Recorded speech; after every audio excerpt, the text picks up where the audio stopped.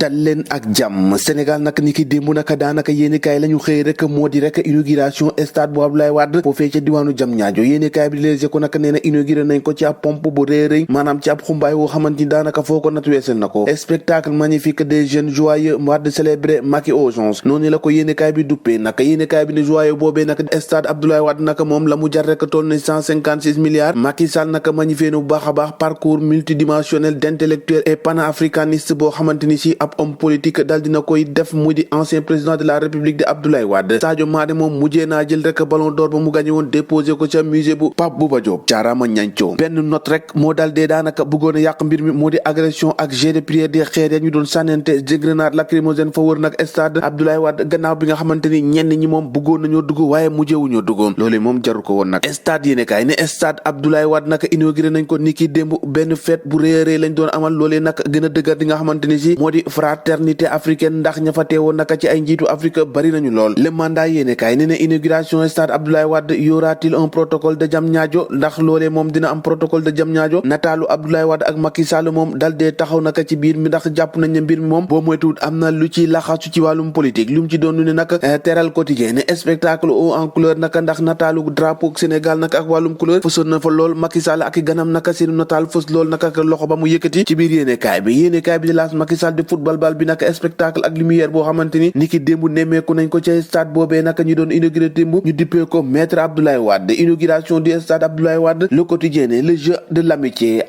maanaam diggante boo xamante ni daana ko gën a dëgëral une journée de fête boo xamante ni si daanaka ndaw ñi ak tàggat yaram lañ ko jagleel Infantino moom mooy président FIFA nee na stade bi wuyoo na sax ci norme yi nga xamante ni moom la ñu footballé coupe du monde nga ni ma ci noonee naka moom Macky Sall daal dinay diggewaat ay yeneen investissement yoo xamante ni moo ngi ñeel ay infrastructure yoo xamante ni bëgg na koo taxawal ci réew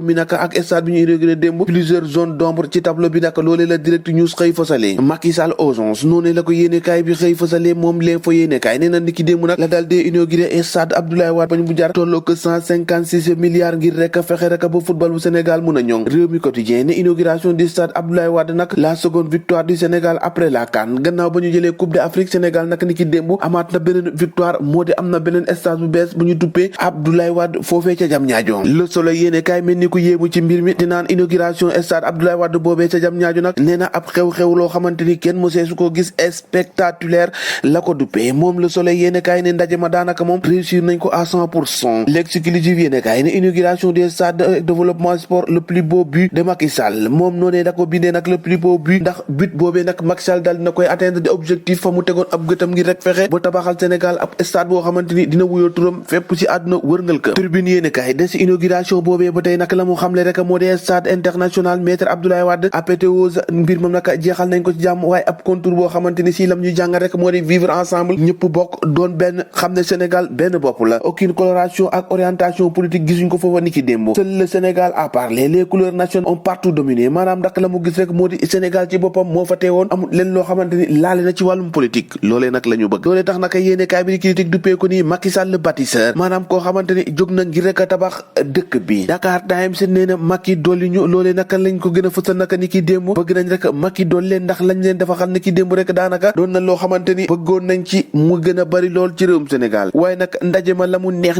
am na si ñoo xamante ni seen xol neexul jotee inauguration stade Abdoulaye Wade Wally Seck moom ni ki démb dañ koo tere mu joué nga ni ma lan ñoo ko déggandoo jàngeen jëf ba ëllëg